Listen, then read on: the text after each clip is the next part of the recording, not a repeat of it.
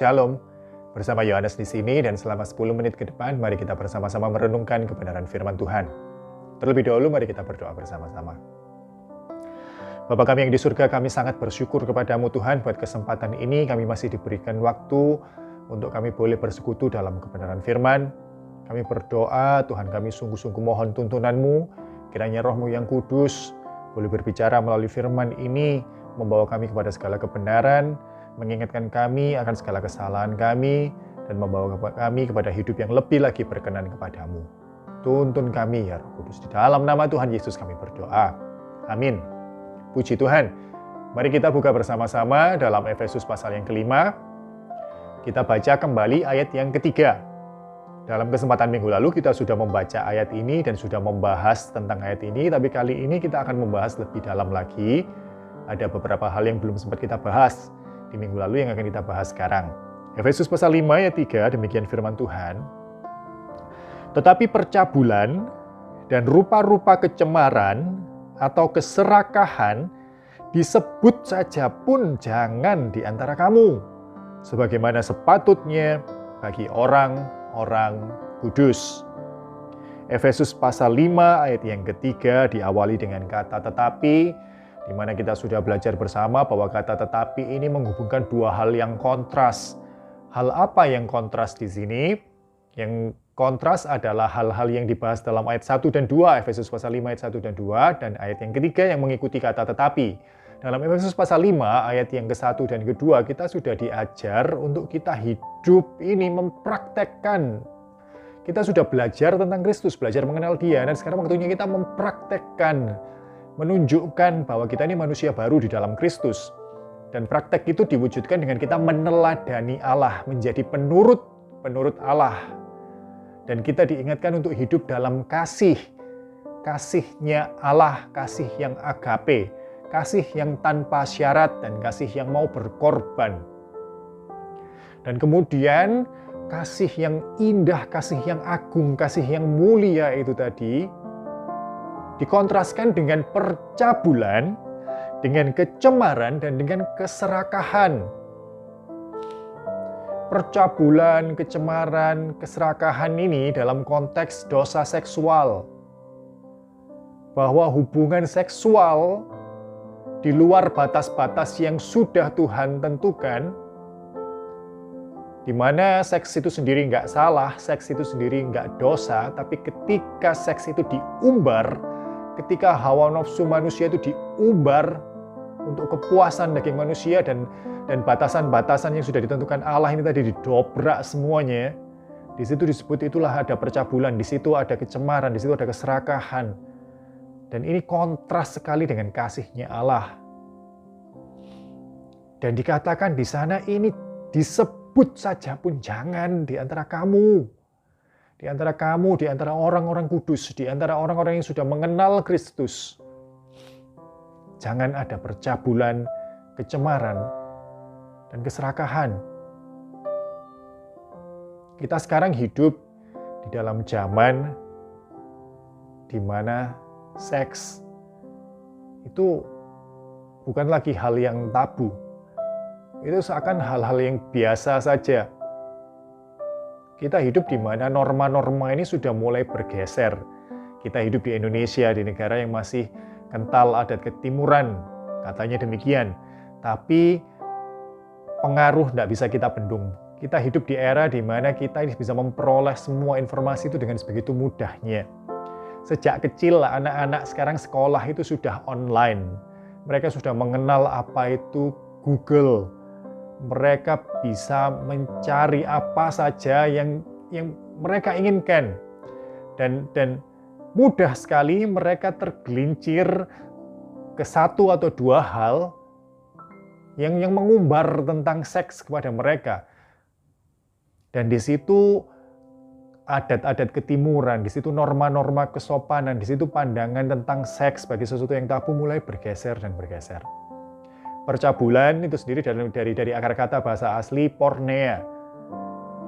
Porneia ini yang nanti diserap menjadi kata porno, yang kita temukan dalam pornografi ya.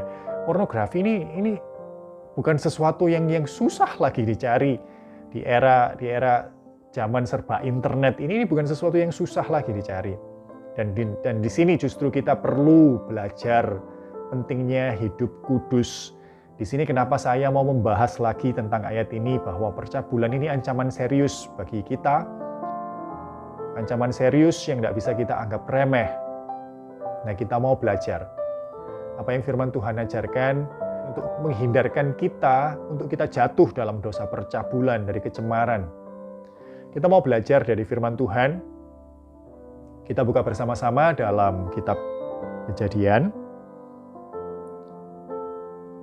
Kita buka pasal yang ke-39. Kisah tentang Yusuf di rumah Potifar. Ini kisah sudah terjadi ribuan tahun yang lalu ya. Jadi luar biasa sekali bagaimana dosa seksualitas ini senantiasa ada di segala zaman. Ini dari kisah Kejadian aja kita sudah kenal yang namanya Sodom Gomora. Kita sudah kenal yang namanya istri Potifar. Di kitab Keluaran bahkan ditekankan dalam sebuah perintah Allah, jangan berzinah. Dan terus dari masa ke masa ini merupakan sesuatu yang serius, yang tidak boleh kita anggap remeh. Mari kita belajar dari kitab Kejadian pasal yang ke-39 dari kisah Yusuf di rumah Potifar. Kita mau baca mulai ayat yang ke-6. Segala milik Potifar, orang yang membeli Yusuf, orang yang menjadi tuan Yusuf, segala miliknya diserahkannya pada kekuasaan Yusuf. Potifar mempercayai Yusuf dengan sangat. Segala miliknya diserahkannya pada kekuasaan Yusuf. Dan dengan bantuan Yusuf, ia tidak usah lagi mengatur apa-apa selain dari makanannya sendiri. Adapun Yusuf itu manis sikapnya dan elok parasnya. Selang beberapa waktu, istri tuannya memandang Yusuf dengan berahi, lalu katanya, "Marilah tidur dengan aku." Tetapi Yusuf menolak dan berkata kepada istri tuannya itu, "Dengan bantuanku, tuanku itu tidak lagi mengatur apa yang ada di rumah ini, dan ia telah menyerahkan segala miliknya pada kekuasaanku. Bahkan di rumah ini ia tidak lebih besar kuasanya daripadaku. Dan tidak ada yang tidak diserahkannya kepadaku selain daripada engkau, sebab engkau istrinya. Bagaimanakah mungkin aku melakukan kejahatan yang besar ini dan berbuat dosa terhadap Allah?" Walaupun dari hari ke hari perempuan itu membujuk Yusuf, Yusuf tidak mendengarkan bujukannya itu untuk tidur di sisinya dan bersetubuh dengan dia. Pada suatu hari masuklah Yusuf ke dalam rumah untuk melakukan pekerjaannya, sedang dari seisi rumah itu seorang pun tidak ada di rumah. Lalu perempuan itu memegang baju Yusuf sambil berkata, "Marilah tidur dengan aku." Tetapi Yusuf meninggalkan bajunya di tangan perempuan itu dan lari keluar. Kita melihat teladan dari seorang tokoh yang bernama Yusuf. Dia berada dalam posisi yang bagi sebagian besar laki-laki akan susah sekali melakukan apa yang dia lakukan. Dia diajak bersinah, dia diajak tidur oleh istri tuannya. Tapi di sini kita melihat bagaimana Yusuf bisa lolos dari jerat percabulan, dari jerat kecemaran itu. Yang pertama kita belajar bahwa Yusuf ini orang yang selalu mengingat kebaikan-kebaikan Allah. Ketika istri Potifar mengajak dia tidur, dia berkata, "Tuhan ini sudah sangat baik kepadaku.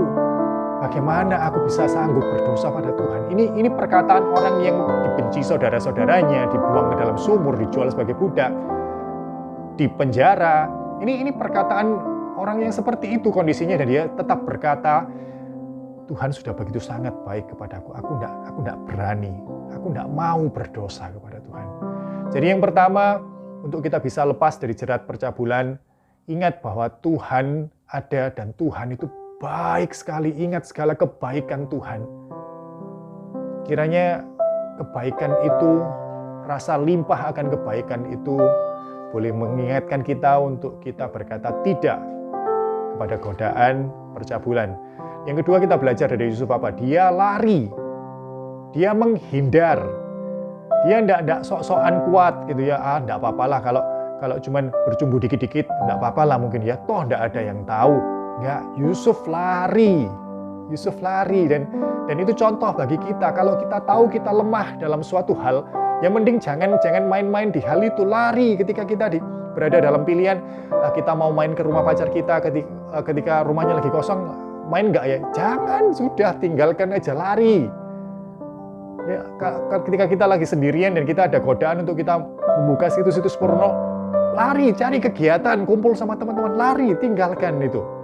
Mari kita berdoa, kita mohon kiranya Roh yang Kudus mengingatkan kita senantiasa bahwa Tuhan ada, bahwa Tuhan melihat, dan Tuhan itu sungguh baik kepada kita. Apakah selayaknya kita melakukan hal yang berdosa di hadapannya? Dan yang kedua, kita belajar kiranya kita menjauhkan diri. Jangan menganggap diri ini kuat, jangan menganggap diri ini Allah, aku nggak mungkin jatuh dalam dosa ini. Jangan menganggap dirimu kuat, teguh berdiri, enggak. Kita senantiasa memiliki kerendahan hati, dan kalau kita rasa itu area di mana kita rawan untuk jatuh, menjauhlah dari situ. Lari menjauh, jauhilah nafsu orang muda, dan kita hidup selayaknya orang-orang kudus. Kita hidup dalam kasih, dalam takut akan Tuhan. Mari kita berdoa. Terima kasih Tuhan, kami bersyukur kepadamu. Kami boleh diingatkan untuk menjaga hidup kami kudus di hadapan Allah yang kudus. Kami berdoa kiranya kami dituntun, dimampukan untuk kami senantiasa diingatkan bahwa Allah ada, bahwa Allah melihat dalam ruang tertutup dan gelap sekalipun Tuhan tahu. Kiranya kami diingatkan akan segala kebaikan Tuhan sehingga kami tidak bisa untuk kami mau melakukan dosa. Tuhan sudah begitu sangat baik kepada kami. Dan kiranya kami diingatkan untuk kami tidak sombong dan merasa teguh berdiri, merasa kami kuat dan tidak akan jatuh. Kalau kami berada dalam posisi yang menggoda, yang menarik kami, kiranya kami diingatkan untuk lari pergi menjauh dari situ. Tuntun kami Tuhan, kiranya kami boleh hidup selayaknya orang-orang kudus di hadapan-Mu. Terima kasih, dalam nama Tuhan Yesus kami berdoa. Amin. Puji Tuhan, Tuhan memberkati.